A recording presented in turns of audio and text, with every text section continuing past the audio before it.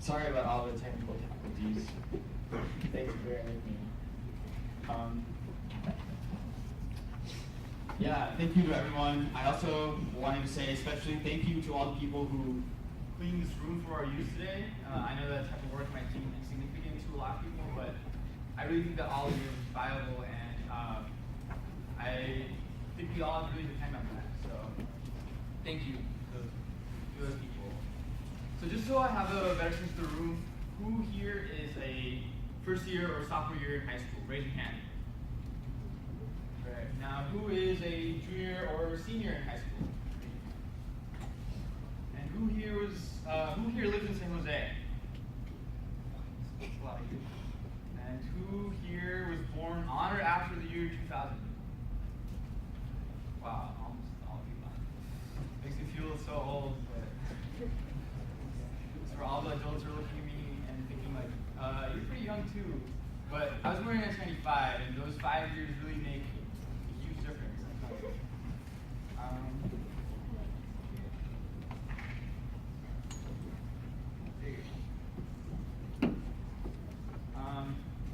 So, like Zach said, I'm from Mayor Sam Ricardo. He's the mayor of San Jose, if you're not familiar. The Office of Tech and Innovation, and my name is David Alman Hildalgo. And I'm serving as a technology and innovation analyst, funded in part through a fellowship from my recent alma mater, Stanford. And I'm here to talk to you today about civic technology, empathy, and leveraging technology. So I'll delve deeper into why I chose to talk about that today in that context, but to do that, I also feel like I need to tell you a little bit about myself. It might seem like a little bit of a tangent, but bear with me, and I promise that we'll get there. So who can tell me where the country of Ecuador is? Anyone? Yes? South America. Or where in South America? Near the top left. Great, yeah, right there. So here in small Quito, Ecuador, the capital, nestled high in the Andes, I was born and partly raised. And Ecuador is a beautiful country for many reasons. You know, great food, kind people, and amazingly diverse regions, despite it being so small. Unfortunately, like the rest of the Americas, including the US, Ecuador suffers from deep income inequality. All of our continent, from the southern tip of Patagonia to the northern tip of Alaska, still struggles from the legacies of colonialism. For example, with my family, you go back 2 generations before me, and my grandparents, they didn't finish grade school. They had to work from an early age. And they worked all their lives. So my mom was able to go to a local college. There she met my dad, whose own parents had come to the capital from smaller towns to seek more opportunities. My parents married soon after, with only the education their parents were able to give them as an inheritance.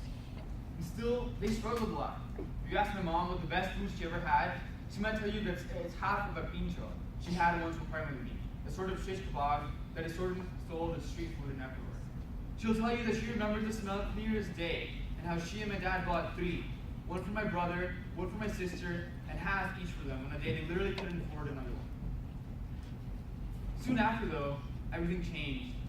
My dad had been working at Microsoft, and I was born in 1995, like I said. And Microsoft at that time was a company that most people in Ecuador had never even heard of. But if you're familiar with a little bit of that history, you know, Microsoft, Windows 95 was huge. The tech revolutions of the US had finally reached a global scale. They even reached Quito. He was able to work up the company as a sales and services person, and partly because of his hard work, but really, if you think about it, also being in the right place at the right time, a lot of historical and situational luck. 11 years later, my family was able to move to Redmond, Washington, where Microsoft's headquarters are, a suburb of Seattle, a place much like some areas of Silicon Valley, except I guess it rains a lot more in Washington. And somehow, all of a sudden, in 2 generations, my family went from not finishing grade school to being on the sunniest side of the world's technological divide. Growing up in Redmond, technology never seemed foreign to me. I never had to worry about whether or not I would have Wi-Fi to finish my school assignments like a third of overall high school students society does here in San Jose. In fact, I was able to take coding classes my senior year of high school, to participate in a hackathon like this one, much smaller and about any games. So not really the same, but to learn about how all the technology, all the products that impact our lives are made, and not simply affected by them. With all the changes and culture shocks that come with being an immigrant, what kept us grounded through that was my mom. She didn't want my siblings and I to grow up and not know our roots or where we came from, to not know how lucky and privileged we were to have everything that we were able to have. She told us stories about her childhood, her parents and siblings, and she always emphasized how we now had the responsibility to give back. Through these stories and talking to our relatives back home, or hearing from other immigrants and children of immigrants in our community, I learned really valuable lessons. These people, by blood or not, they were family, and I could put myself in their shoes. I could speak a different language with them. I could cry with them. I could love them. I could see their humanity, even if society often refused to see them as human. So, why do I tell you all this today? If you're here, I know that you're already interested in civic technology, are using technology skills you have or are developing for social good. We're making our world and our communities a better place, and that's awesome. But I tell you a story to emphasize two things. One is how deep the impact of technology is on people's lives at a global scale, and also that how I believe that because of that global impact, we have a responsibility to lead our civic technology efforts with empathy. So, why empathy? At the end of the day, all of the problems that we seek to address with civic technology aren't technological problems. They're human and social problems, and they can't have purely technical solutions. Now, I'm pretty young, what do I know, but don't take my word for it.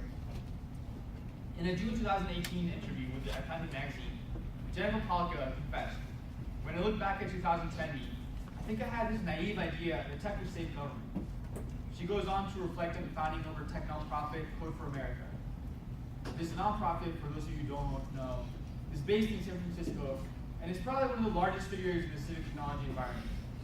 They describe themselves as a network of people making government work for the people, by the people, in the 21st century. They have volunteer brigades all over the country, including right here in San Jose, in San Francisco, and Oakland. Even the founder of the civic technology giant knows that tech is not a magical solution to everything. In fact, some of the best initiatives in civic technology spaces come directly from when we listen and when we empathize. Take a local example with Code for San Jose. I moved down here from Palo Alto in June after I graduated, and I've been attending Code for San Jose's bi-monthly meetings as often as I can. And while I haven't been able to attend all meetings and deep dive into projects as much as I would like yet, I was really inspired when I heard about a particular initiative that some of the civic hackers there were involved in. They created a renter's right web app to inform renters about laws and programs in place to protect them. This simple English guide with Spanish and Vietnamese translations coming soon can empower people facing displacement or housing discrimination and could connect them to resources that could help their situation. From going to my first meeting, I also learned that this initiative came about because a volunteer member from Code for San Jose was actually getting evicted, and they didn't know how to proceed. They didn't know what their options were. They didn't know what their rights were. The mayor's office was also able to support the volunteers with advice on user testing and how to get the word out, provide a small grant to help them write the early tests.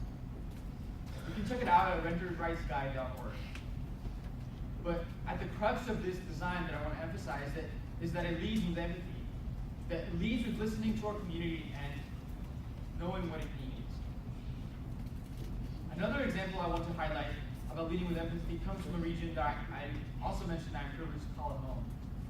In August, Candace Faber, a Seattle-based technologist and UX researcher, among other things, published an article on Medium called, quote, "A bad idea for fixing homelessness that just won't go away. Tech elites want to build an Uber for shelter." She goes on to describe all of the very human and social issues that prevent there from being a clean, simple, one-size-fits-all solution to the huge issue of homelessness in Seattle. And you know, all user research and design comes from empathy, from understanding what people need and what they want, and designing from that. But as a recent participant in a collaboration with our mayor's office and design firm IDEO said, and I'm paraphrasing here, it's easy to design for 75 or 80% of the population. A city has to worry about 100% of people, and that's incredibly difficult. Yes, designing for 75%, 80%, and probably even less. That's what the Uber, the Lyft, the Airbnbs of the world might be doing. But as civic technologists, we can't ignore that missing 25, 20, whatever percent, because those are people too, and their experiences matter, their lives matter. As Ms. Faber says in her article, there is no part of me that can imagine a product without first thinking about the human effect. That's why I urge you to lead with empathy and leverage your tech skills for human empathetic solutions. Candace Faber is also a leader in the Seattle tech space who led a hack for homelessness. But the important thing is, I think, to lead with empathy. Today, you'll have the opportunity to explore civic technology, maybe for the first time, and to think about how you can leverage your tech skills for good. And that's amazing. I hope that you do so by leading first with radical empathy. Beyond today, I also urge you to do so with two ideas in mind. Start local and think bold. Get involved with your community and learn about the issues. Go to city council meetings and try to understand why housing prices in the region are the way that they are. Why transit in the region is the way that it is and it's in crisis. Why people are getting displaced. You can also volunteer at a park or a library and understand how your neighbors live. Talk to someone who's not like you, but most of all, I would encourage you to listen. Ask questions and keep an open mind. Like your experience today, I can almost guarantee that you'll be able to teach you, you'll be able to learn something from people. You'll be able to learn something new. I said at the beginning that you all make me feel old, but it's not because we're 5 years apart or 6 or 7 or 10 or whatever. It's because it's humbling in the best way that I have seen young folks like you rise up and be leaders, be innovators, and fill in the gaps in a political and social time when it often feels like there is no leadership, when it's the blind leading the blind. As you move beyond today, I hope you take that boldness and you keep thinking about what's possible. And move with empathy as a grounding force. I know that you'll be a great civic innovators tomorrow. Thanks, everyone.